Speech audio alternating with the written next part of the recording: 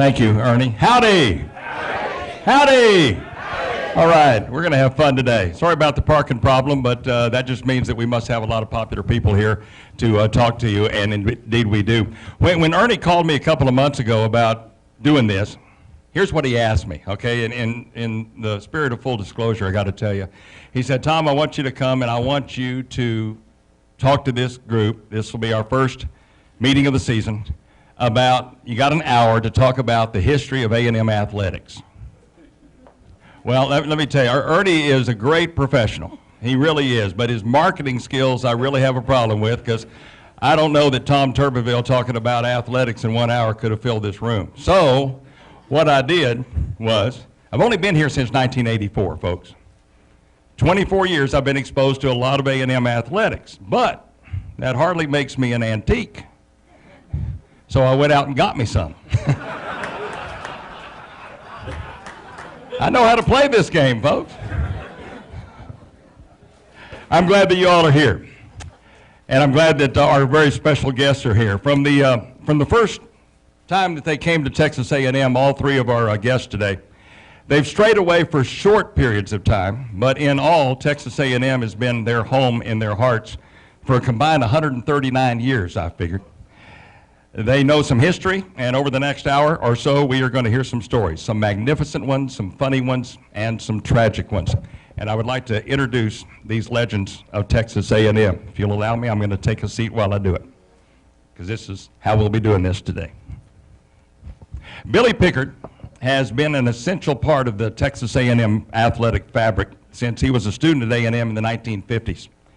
It was then that he served as a student trainer under Smokey Harper, and alongside Smokey, as the well-chronicled but sometimes incorrectly chronicled 10-day trip to Junction in the summer of '54, when then new coach Paul Bear Bryant took 72 players and came back with only 34.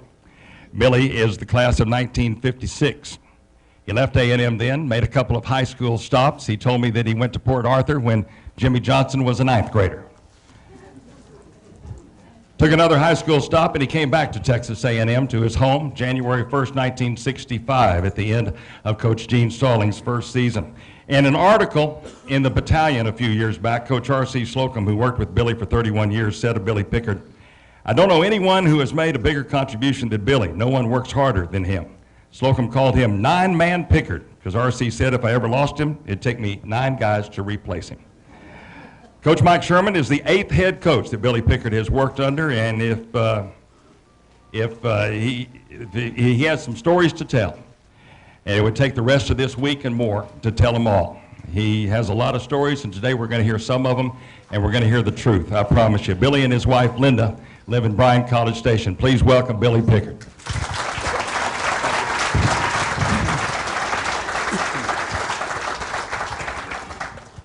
John David Crow, the pride of Spring Hill, Louisiana. In 1957, John David Crow became and still is Texas A&M's only Heisman Trophy winner. He was also Coach Bear Bryant's only Heisman Trophy winner. He won the award after fighting off injury and playing in only a few games his senior season. He played both sides. A lot of people don't know he had 5 interceptions his senior year. Bear Bryant told the Heisman voters that year that if they didn't vote for John David Crow, they should just do away with the thing. John David indeed was awarded the Heisman. He beat out, a lot of people don't know this, he beat out an Iowa lineman that year by the name of Alex Karras. Was second in the voting. So, I mean, who knows? Had Karras won, John David, he might have starred for 4 years with Emmanuel Lewis in Webster. Who knows, right? It could have worked out that way. After a very strange 1957 season, which we will talk about later, he was a first-round draft pick of the Chicago Cardinals, played 11 years of pro ball, played in 4 Pro Bowls. John David coached running backs at Alabama for his former coach in 1968, was an assistant with the Cleveland Browns and the San Diego Chargers. His only head coaching job was at Louisiana Monroe for 5 years. He became the AD there and stayed until 1981, when he finally came back to the community and the school he loved. He was assistant athletic director to Jackie Sherrill from 1983 to 88, and then was named the AD until he remained in 1993. John David and his wife, Carolyn, live in College Station. Welcome, John David Crow.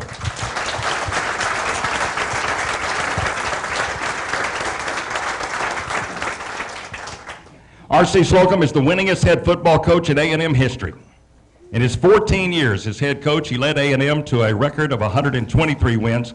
His teams never had a losing season.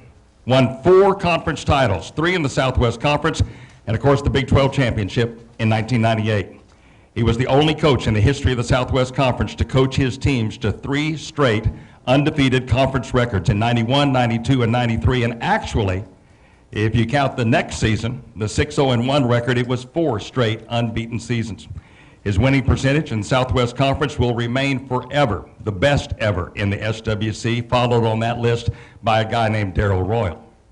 R.C. Slocum spent 30 of his 31 years of coaching at A&M, coming to town in 1972 as Emory Billard's receivers coach, spent a year coaching the offensive line, and then moved to defense, where he stayed until being named the head coach in December of 1988. He was the Aggie defensive coordinator before that for 9 years. More than 50 players who learned the game from R.C. went on to the NFL, but perhaps his greatest professional legacy is the coaches who went on to head coaching positions in the college and the pros. Phil Bennett, Bob Davie, Steve Cragthorpe, Gary Kubiak, Bob Toledo, Kevin Sumlin, Tommy Turbiville, and a guy named Mike Sherman. And finally, I'm extremely proud to say that on Friday night, R.C. Slocum will take his rightful place in the Texas A&M Athletic Hall of Fame.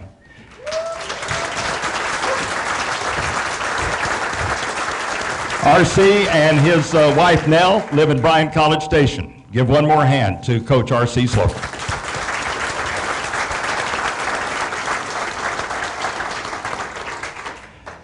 This is something that I have been looking forward to for a long, long time, just sitting alongside these guys. I have worked with all 3 of them in my years, and to do this and to let them talk about A&M football and the history of it. So we're just going to get started. I'm going to throw out some things and let them talk to you about it and let them talk to each other about it, just sort of see what happens over the next hour. We're going to not be chronological at all, I promise you. We're going to be all over the calendar over the last many, many years that these guys have experienced Texas A&M football. John David, I want to start with you. In 1954, when Coach Bryant loaded the bus to Junction, you were a freshman. You didn't get to go on the trip. What were your thoughts about that when you watched that bus leave with 72 guys and when they came back with 34 and not getting to go with them? Well, I was disappointed when they left.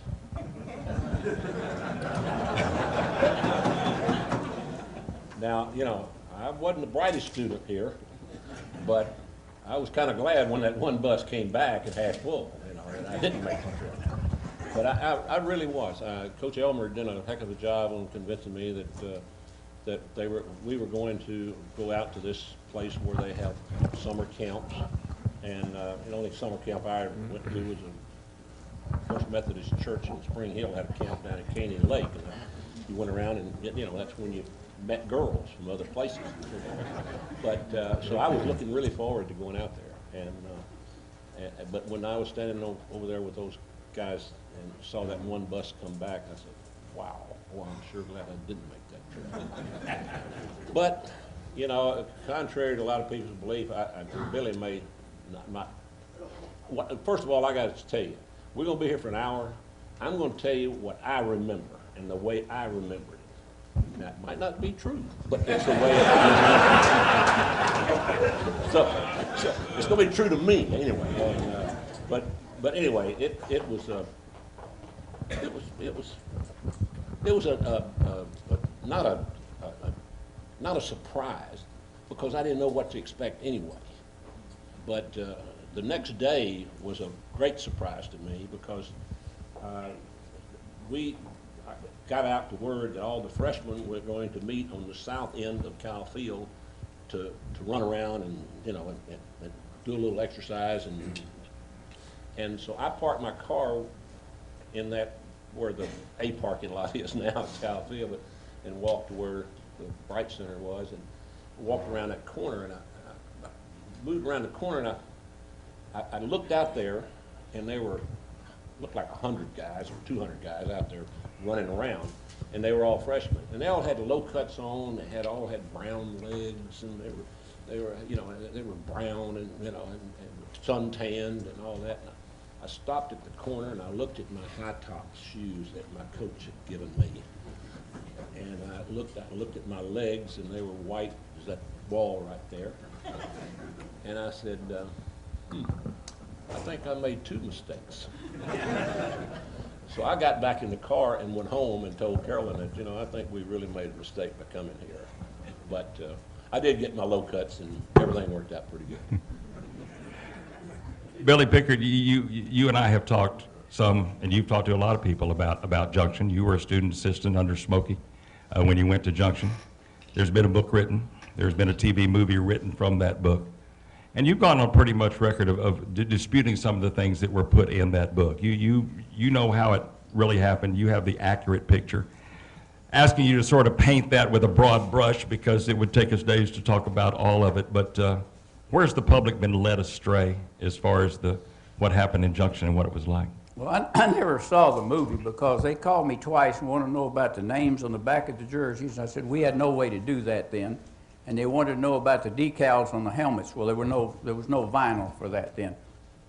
So I have nothing to do with that movie. The movie was filmed in Australia, but yet Junction's still there. Our cabins are still there, and they filmed it.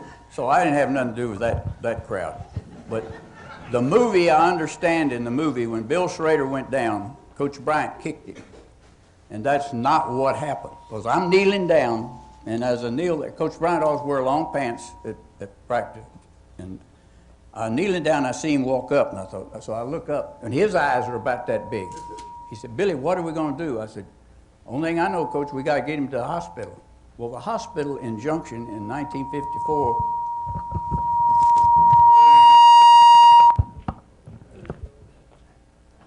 was a 2-story house. That ain't working, Coach. It was a 2-story house.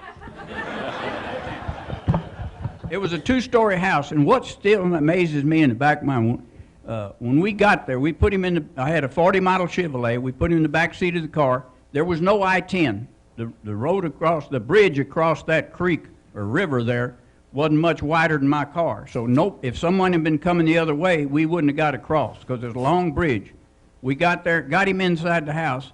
As soon as we got him in this front bedroom, there's a hospital bed there.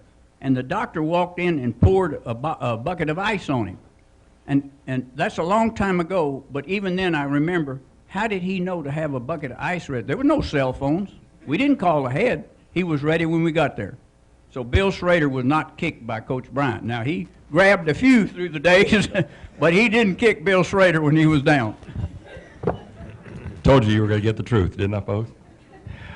R.C. Slocum, when we talk about big game, and I want to say this, I mean, a few years after the fact, R.C. Slocum's era, I believe, was very, very, very unfairly painted by the media, and I was one of those.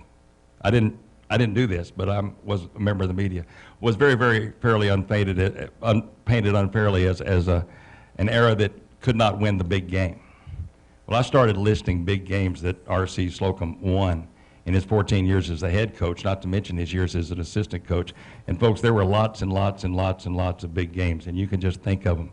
I want Coach to tell me, and I know this is a hard thing to do, which ones jump out at you as the ones that you'll remember for the rest of your life? Well, there are a couple of them, Tom. One, I grew up in Texas, and I was very familiar with the Southwest Conference. As a kid, you'd go to the Humble service station, and they gave out little pennants at the station. You could get whatever school you wanted in the Southwest Conference, and we'd put them on our book covers in high school. So I'm very much knowledgeable about the Southwest Conference, and we played Texas. They had won, the record was 21 straight Southwest Conference games without a loss. And, you know, people talking about the Southwest Conference, you know, I didn't pick the conference that I coached in. You know, that was decided by somebody else. And I coached at that time in the same league that Frank Broyles and Darrell Royal had been in. And we played Texas, and they had won 21 straight without a conference loss. We played them here for the Southwest Conference Championship and a trip to the Cotton Bowl, and we beat them for the championship and broke their record of the all-time win streak. And so that was an important game that I was proud at the time was a big game for me. Right. And a lot of that was out of respect that I had for Coach Rawle and for Texas and for how hard it is to go that many games in a row without stumping your toe. I'd say the game in a different sense that was a big game for me was the '99 Texas game following the bonfire. It was the hardest one that I ever coached. I felt more pressure. I just couldn't bear the thought of us not winning that game, and it was very difficult that week to the players and everybody associated with A&M, and people not really directly associated with it. Everybody felt a real heaviness that week, I think, and it was so hard to go practice and then, you know, to get ready to play a game, but yet you felt like you had to win the game. And that game, if I had to single out one and say the biggest or the win that was the most important at the time, I would feel that. It wasn't something I was giggly about when the game was over, but it was more a sense of relief that we'd had enough bad happen to us. We didn't need something else added to it and losing that game. So that would be two games that would come to mind. People, you know, they talk about the big games, and like I said, I was just trying to list some of them. And you know, Coach, it's easy to talk about the win over Kansas State 10 years ago to win the Big 12 championship. All of us remember that, but you know, this program beat Texas, what was it, 9 out of 10 or 10 out of 11 years, and 5 out of 6 when RC was the head coach. And even the game in that 5 out of 6 in 1990, the game that was lost in Austin by 1 point. To me, that's one of the most exciting games that you coach right there, because if you all remember, Coach made the decision at the end of the game to go for 2 to win that football game. And Darren Lewis, right? Yeah. Darren Lewis tried to hurtle into the end zone and was stopped just short there at the flag. And so, I mean, to me, that was one of the most exciting games. But you can go on and on. The win over BYU and in San Diego, the big win over BYU. Tom, I mean, at BYU, Yeah. after that game, I got the most letters that I ever got, you know, from all the BYU people about running that score up. Now, all of you that watched television last week, they beat UCLA 59-0, and it was, you know, and I sat there and said, I wish, and all those people wrote me those letters. I should go back and send them a note and ask them about that. But, it just depends on who's doing the running up, whether or not you like it or not.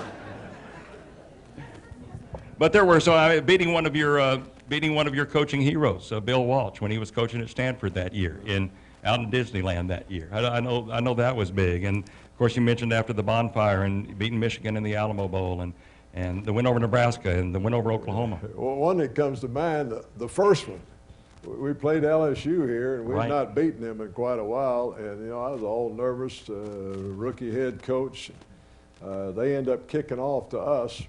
And Larry Horton ran it back 105 yards for a touchdown. So my first play as a head coach was a 105-yard touchdown against the number 5 team in the nation. We won. I said, "It's not too much to this deal."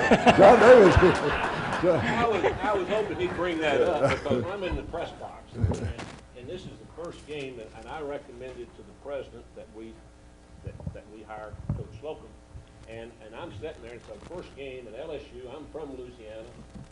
And I'm up in the press box, and AC Cannon was standing beside me. I'm standing there, and I know how you're supposed to act. You know, I've learned through the years that you're not supposed to show any excitement when you're in the press box. But damn, when that kid caught that ball and ran it all the way, I mean, I had to get excited. I started running toward the door as I was hollering to get off of the press box. That was the most important game I've seen us win since we've been here, to me. Yeah. No, it was a good one. Hey, Coach, didn't you get a lot of letters on the whoop 'em juice at Tech? Billy, let them ask the questions. You don't ask the questions.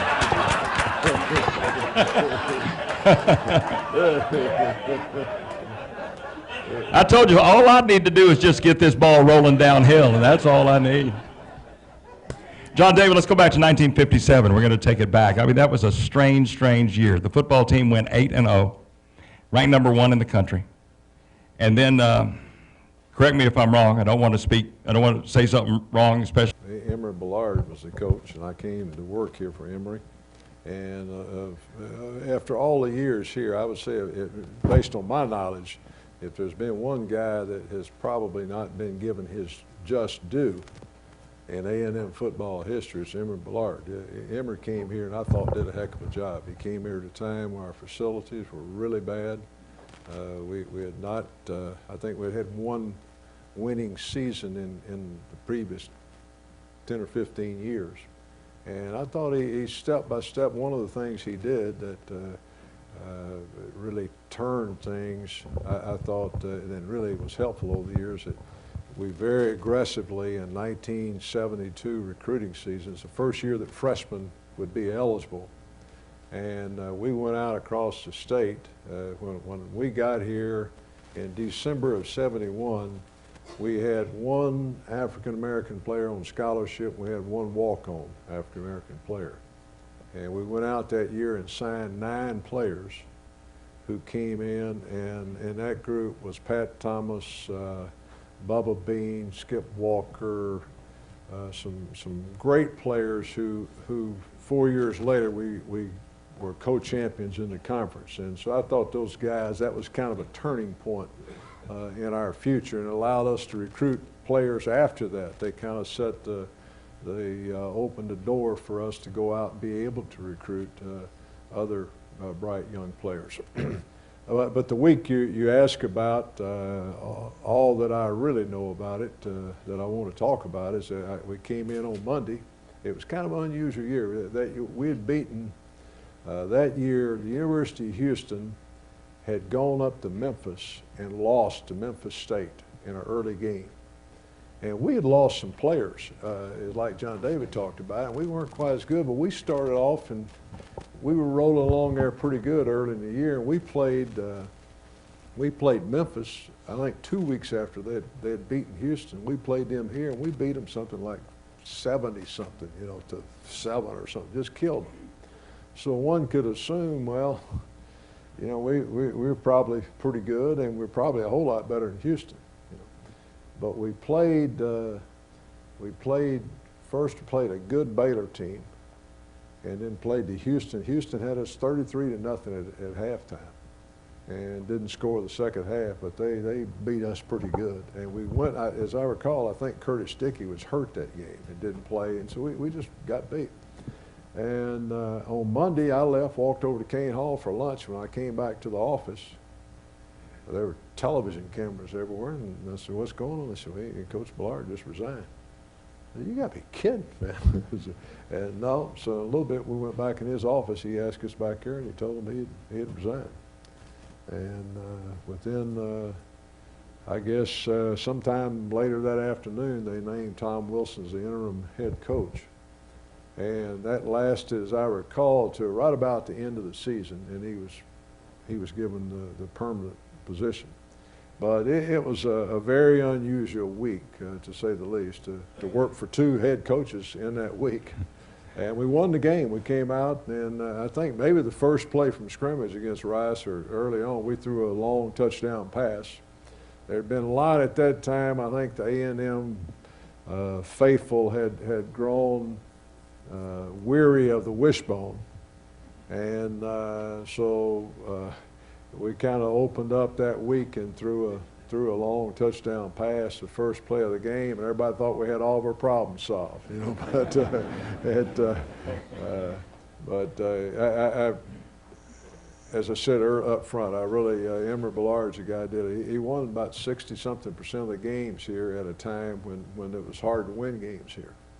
And was a good guy, good with the kids, and he's kind of one of those guys that I just don't think he's ever been fully recognized for the job that he did here. Well, very well said. A good friend of Texas A&M, and he's come back a few times. I guess he's still living in retirement in Marble Falls there and playing golf. He's got a little notebook he keeps. I spent the night with him about a year ago, and he's got a little notebook he keeps by his chair. He's still drawing plays, and they're wishbone plays. He never has changed. He's going to go to his grave, that wishbone thing. I was curious. I got the notebook. I want to see what he's drawing. Maybe he's going to a spread or something. No, he's still got 3 backs back there lined up. John David, let's go back to 1957. You've told this story before, and there may be some in the room that haven't heard you tell it, but it's worth hearing again. You got a call, said that you'd won this thing called a Heisman Trophy. You didn't know it was that big of a deal. Sort of talk about that. Well, I really didn't know anything about the Heisman. I mean, I swear to you, people, I didn't. I mean, I walked through Jones Ramsey's office, which was the SID at the time, and he had a picture of a trophy up there, and I asked him what it was, and he said it was a Heisman Trophy. And I said, oh, okay. And I didn't even, you know, I didn't know what it was, really, to tell you the truth. And when they called the university to tell, first of all, I know, and an awful lot of people, like Billy also knows, that the reason I won the Heisman Trophy is what Coach Bryant said. I obviously was a pretty good football player, but the reason that I accepted the trophy, I should say, on behalf of the coaches and the players, my teammates, was because of what Coach Bryant said. But you earned it. Well, I think thank you.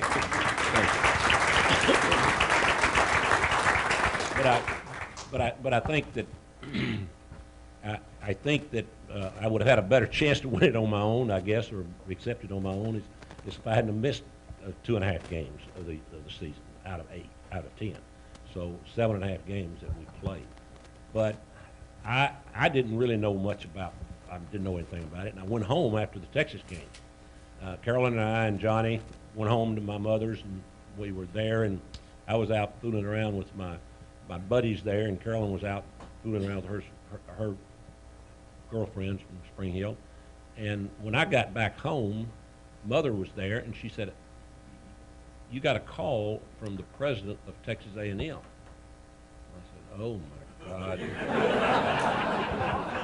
what have I done now that they caught me at?" And she said, "Well, he said that you had won the Heisman Trophy." And I said, "Oh, well, that's good." And I was rebounding from what I was really thinking he was going to say. But, and she said, "Well, it's got to be a big deal now, John David, because they're flying your daddy and I up there with you and Carolyn to receive it." Well, my mother and father had probably never seen a plane up close at that time. And the only time I saw it was when I was a sophomore here flying out to UCLA to play them.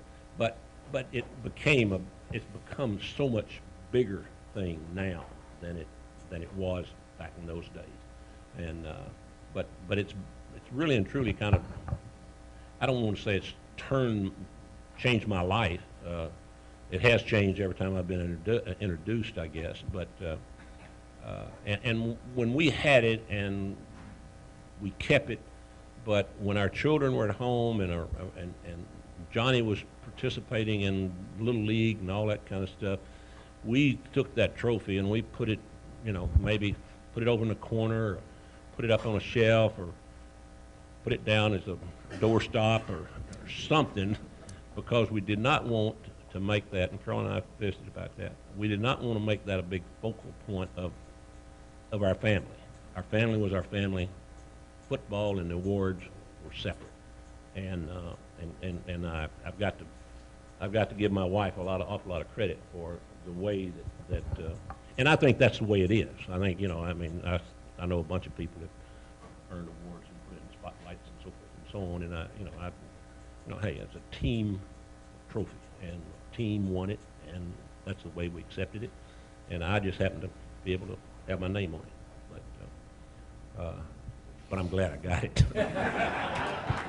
We're speaking of the Los Angeles Coliseum. We and UCLA, we were playing them on a Friday rather than a Saturday, and we're lined up. This is what changed how people did football then. We're working what's called the walkthrough the day before a game, and we're out there no helmets on, and they called the play, and I don't know which one of them went the wrong way, and John David and Jack Pardee hit head on, wham. Both of them laid out, one way and one the other. Coach Bryant come flying over, I came flying, Smokey came flying, but they both played the next day. We had a concussion and we both played the next day.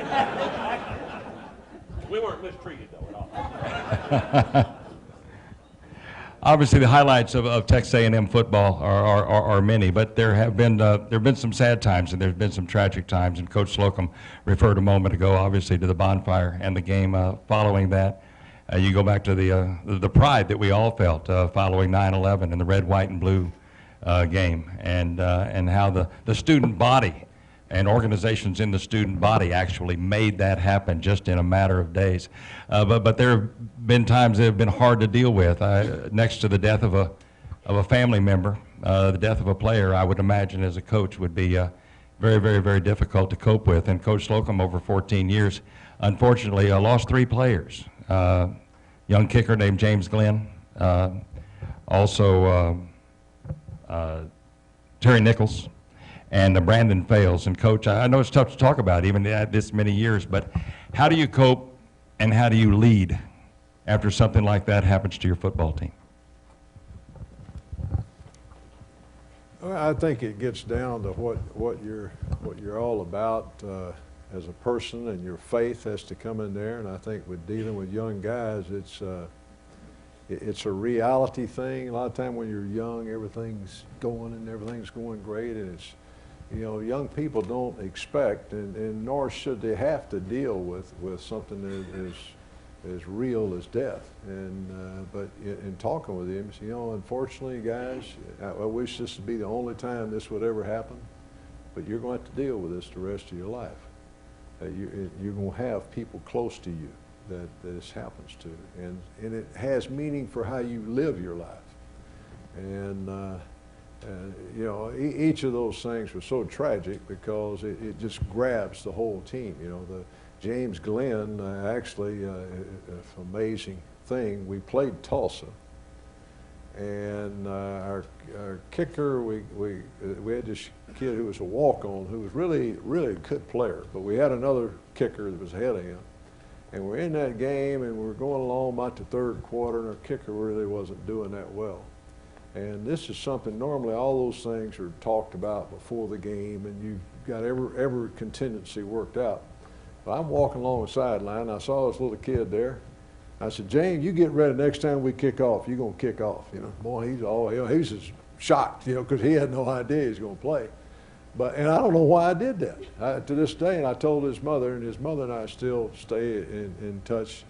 And I have no idea. I mean, you can, those of you that believe in divine intervention or whatever, you know, if, you know, I might have been gotten a message or whatever, but out of the blue, never been talked about, never thought. I said, you know, you're going to kick. So he goes out and kicks and has a great kick. The following Monday, that's on Saturday, the following Monday, we're getting ready to go out to practice, and the kickers go out and just loosen up. You know, there's not anything. He just falls over on the field and dies.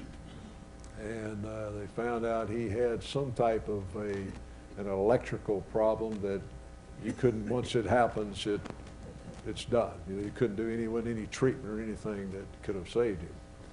But so he came in, and that Saturday before was his last chance to kick, if he was going to kick. So somebody told me to kick him. And that was very comforting to his family. And but those things, Terry Nichols was killed in a tragic automobile accident, and then Brandon Fales, as best we can determine, had a blood clot. And I'd say the hardest, without a doubt, hardest thing that I've ever had to do was they called me from the dorm and said, you know, when Brandon fell out, got up out of bed and just fell over, and we've taken him to St. Joe's. And so I jumped in the car and took over there. By the time I got there, he was dead, and more than likely had been dead. But to call, they had already called the parents and told them that you know, there'd been a problem, and they were on their way down. And so I sat there for 3 hours, knowing they were on their way, and we didn't have any way to contact them, and we debated whether or not to try to get someone to stop them. We said, it was just a bad deal. There wasn't any way to do it right. But to wait and to have to when the mother came in, have to tell her that her son was on the line. I mean, in my life, there's not been anything close to that in terms of difficulty. And that was actually the last football game I coached that week. And so that was a bad week. But I think it goes with the thing that you try to do as a coach is to, and I feel strongly that athletics, the winning is extremely important. But I really think that athletic programs, and I say this because some of you are grandparents and parents and you're involved in local programs, there has to be a philosophy about what athletics are all about. And one of them is you're teaching kids about when things are really going great, don't get too carried away with it. And when things are going badly, that's kind of how life goes. So what you'd like to do is try to stay on an even keel and be excited and be happy when you win and things are going great. Be thankful for it. And when things are going badly, don't despair too much. Keep the faith. There'll be better days coming and learn from it and just keep moving. And I think you have to do that. And athletics are the best thing in the world for kids if parents and adults don't screw them up.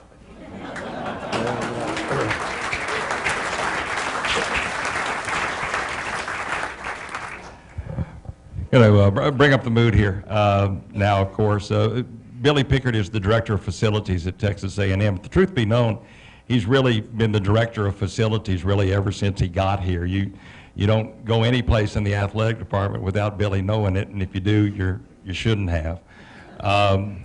I want you to talk about facilities and sort of what you've seen since you were a student in 1954. I mean, we've all seen the pictures, but you've seen it actually. You've seen the bricks and the mortar go from where it was in the 50s to where it is right now. It's been quite a progress that you've seen over the years.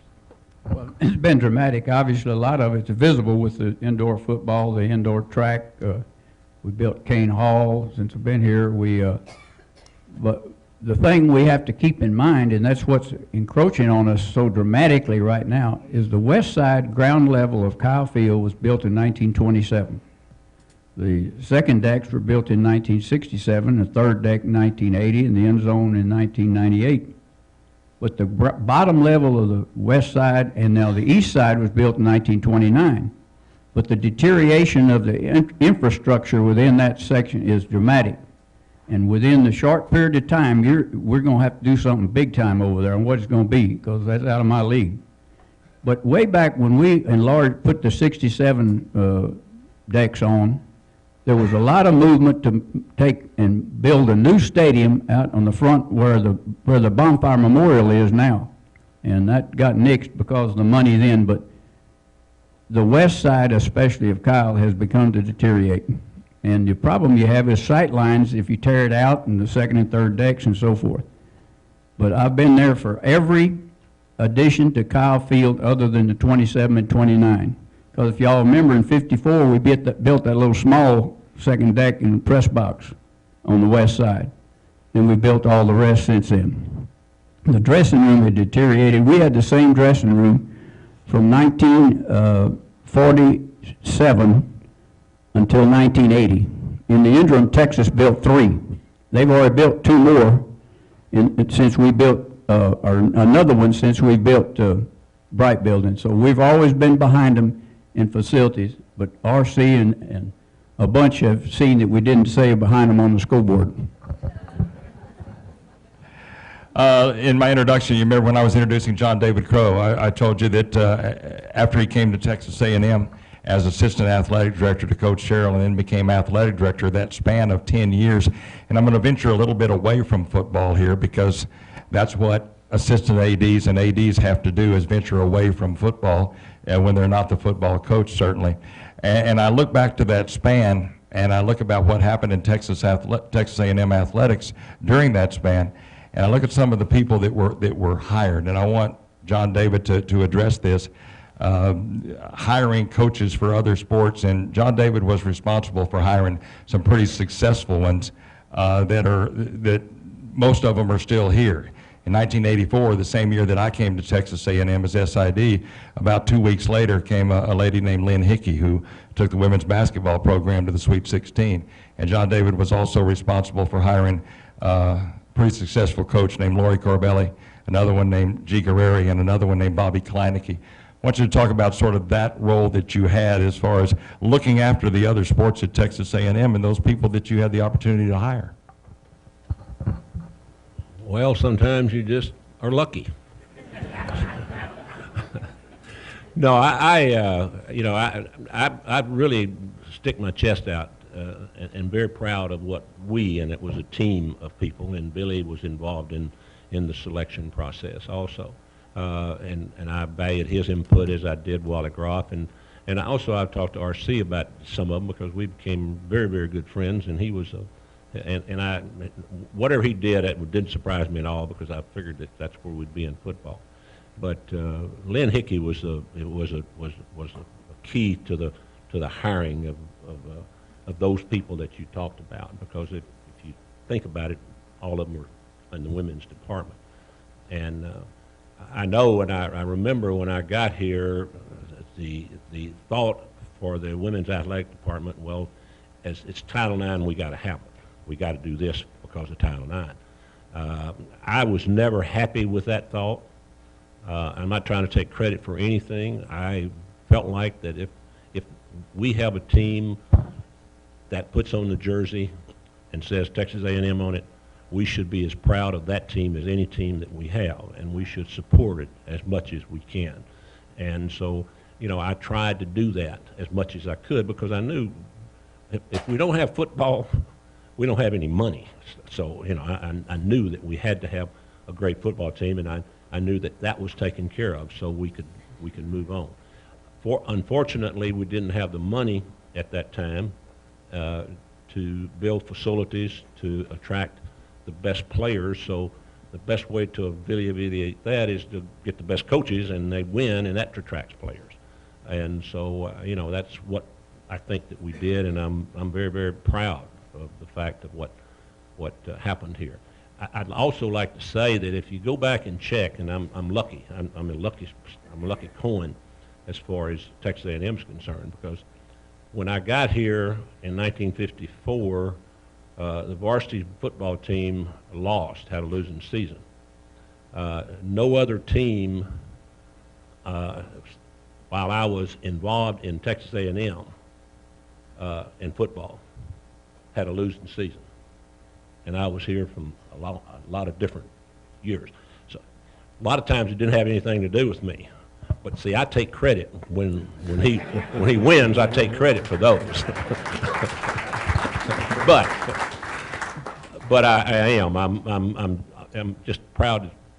I'm prouder than anybody can imagine of how the coaches that I happen to be in charge of the athletic department when they accepted the job here and the jobs that they did. I'm going to wrap this up a little bit before 1 o'clock, because I want these folks and you all to have a chance to do a little shake and howdy before everybody's got to leave and go back for the rest of the day. The program is titled A&M Football Then and Now, and we haven't talked a lot about now. Suffice it to say, I think I can speak for all three of these gentlemen and myself that the now of Texas A&M, that all three of these gentlemen take personal joy and satisfaction in the fact that Mike Sherman has returned to A&M to be our head football coach, because all of these gentlemen have a personal relationship with Mike from the time that he was there before. And I'm going to send the microphone just on down the line, and I want each of them to talk about sort of their feelings about Mike coming back to Texas A&M, and of course the expectations and how excited we are to have a guy come back home. I know we'd all wish we were 2-0 right now. We're 1-1 with Miami coming up on Saturday, but still it's a thrill for me personally to have Mike back, and I want to see how these guys feel about Texas A&M football now under the direction of Mike Sherman.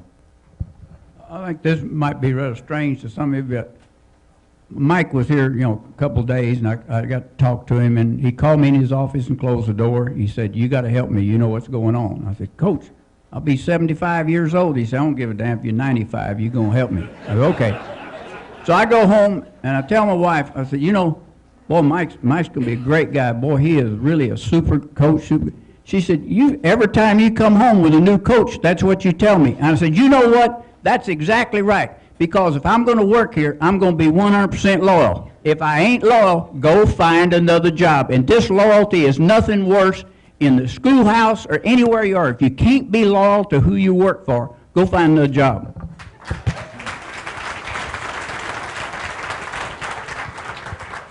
You never had to worry about what Billy says behind your back. I mean, you never had to do that. I really think that Mike Sherman, and I said it before, and I will say it again, that he brings discipline to this program.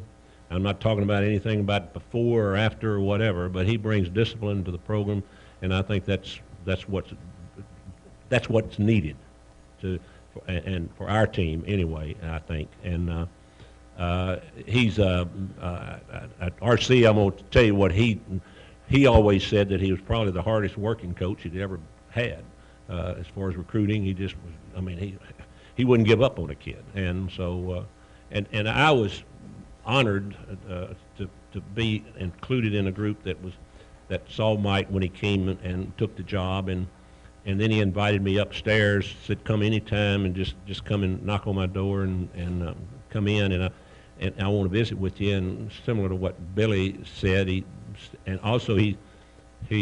told me, he said, John, he said, any meeting, anytime, there's no door closed to you. He said, you can walk into any meeting we have and sit down and listen, and I hope you will talk to me after you leave and tell me what you thought about what was going on.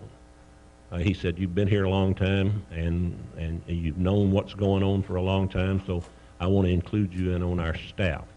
And if you want a locker down in our dressing room, we've got one for you. I said, you are talking about the coach's locker room, aren't you? He said, yeah, we're talking about that. And I said, well, Coach, all I do is I just take up room because I'm not going to work out or anything else. I'm not going to do all of that stuff. I've done that a long time ago. But he's our coach. He's going to be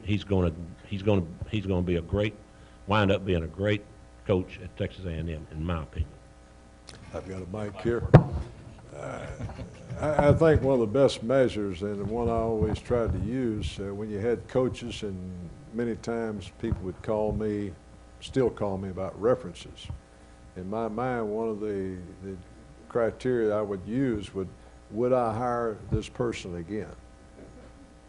And, you had some guys, yeah, he was a good guy, he's good, but I don't think I'd hire him again. But in the case of Mike Sherman, I did hire him. I hired him once, made the decision, and then he was here 7 years, I think, left. And I hired him again. We had another opening down the road. And so I think that speaks for what I felt about him as a coach. He's a great person. He's an honest person. He cares about kids. He understands Texas A&M, and I think has a real strong feeling for Texas A&M, for the place, as being a special place. So I feel great about all the things that go into it. There are no easy answers. There are no utopias. A lot of times fans sit around, oh, we just get this guy, then we'll have it all worked out. Well, you never have it all worked out.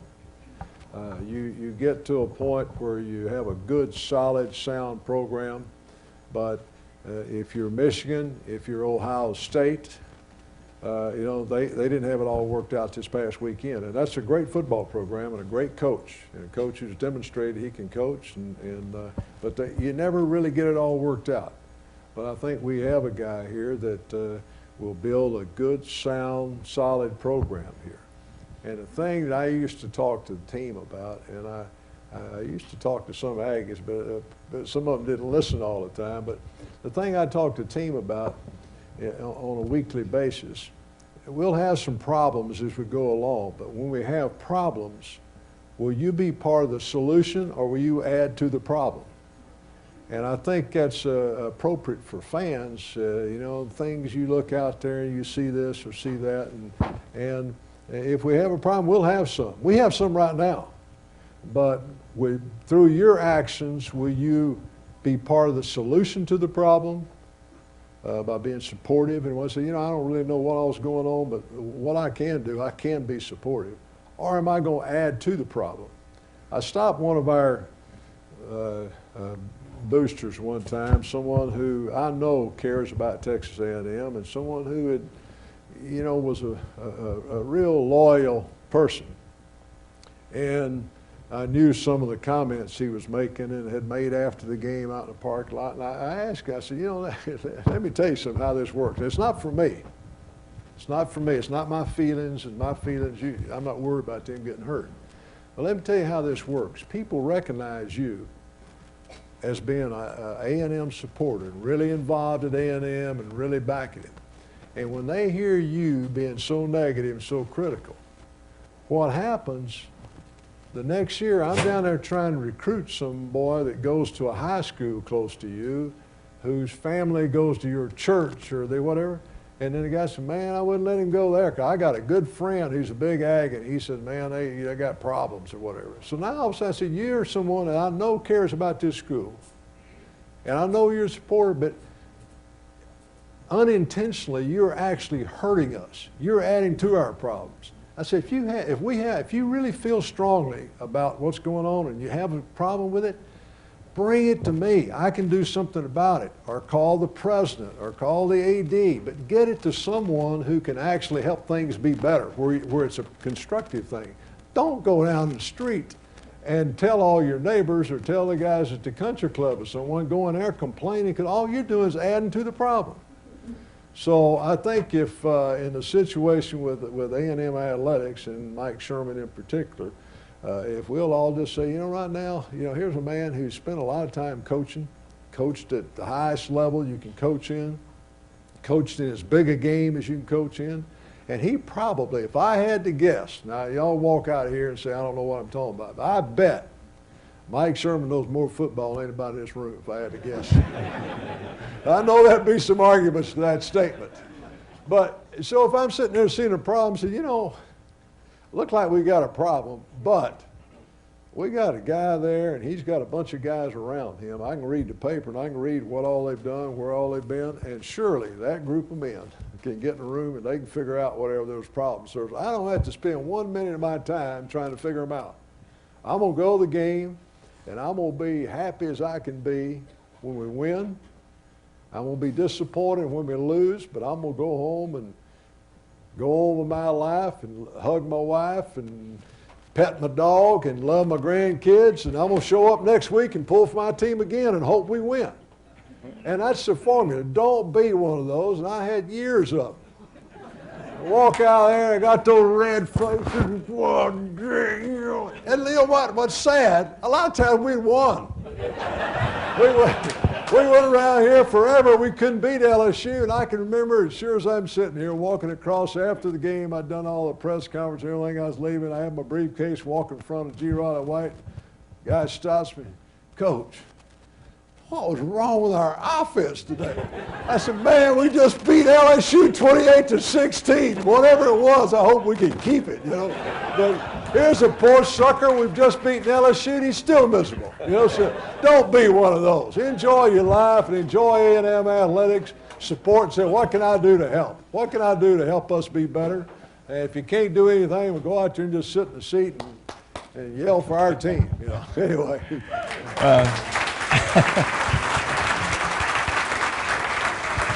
Hey, I tell you what, Friday night, at the Zone Club, they're going to be paying I don't know how much per plate at the Burgess Banquet to watch RC be inducted into the Athletic Hall of Fame. Well, you know, you just heard the greatest speech for the price of a sack lunch right here. That's a hell of a deal right there, folks. I want to wrap up, but I just want to say, you know, the term class act is thrown around a lot. It's thrown around in a lot of situations, thrown around to a lot of people. And sometimes it fits and sometimes it doesn't. But I can honestly say that the class act fits all three of these gentlemen, because I've had the pleasure of working with all three of them, both professionally at Texas A&M and working with them from my side of the desk now from a media member, as a media member. And I chose these three to be on this panel for a reason. and it's because I thought that they could tell the story of the history of Texas A&M athletics the best and its history, because this is part of the historic fabric of Texas A&M. I want to thank all of you very, very much for being here, and I appreciate it, and have a great rest of your day. And one more hand for Billy Pickard, John David Crow, and R.C. Slocum.